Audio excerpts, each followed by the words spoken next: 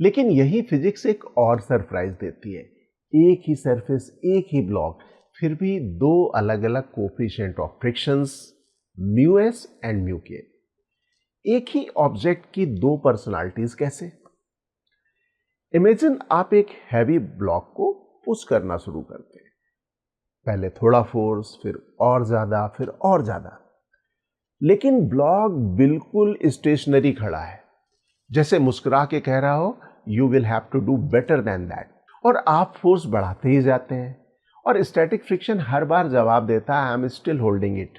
लेकिन फिर एक मोमेंट आता है जब स्टैटिक फ्रिक्शन कहता है दिस इज माय लिमिट, और इसी मोमेंट को कहते हैं लिमिटिंग फ्रिक्शन। और इसी पॉइंट पे डिफाइन होता है mu S is equal to limiting friction force divided by normal reaction.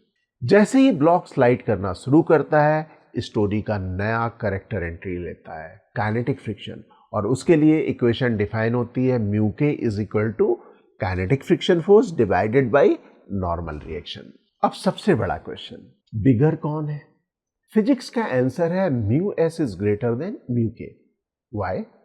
Motion start होने के पहले दोनों सरफेस के माइक्रो प्रोजेक्शंस एक दूसरे के साथ टाइटली इंटरलॉक होते हैं और उन्हें तोड़ने के लिए एक्स्ट्रा फोर्स चाहिए होती है।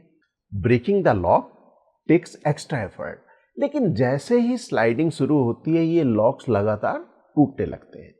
लेस इंटरलॉकिंग, लेस रेजिस्टेंस, और इसलिए हम लोग कह सकते हैं mu S is greater than mu K. Simple and logical. लेकिन अब एक और मिस्ट्री हमारा इंतजार कर रही है। हम जान गए हैं कि फ्रिक्शन कितना हो सकता है, लेकिन फ्रिक्शन डिसाइड कैसे करता है कि उसे किस डायरेक्शन में एक्ट करना है और कितनी फोर्स लगेगी? क्या उसकी भी कोई मैक्सिमम लिमिट होती है? बिलीव मी, यही दो सीक्रेट मैकेनिक्स के आधे से ज्यादा फ्रिक्शन न्यूमेरिकल को सरप्राइजिंगली इजी बना देंगे। Let us uncover them in next episode.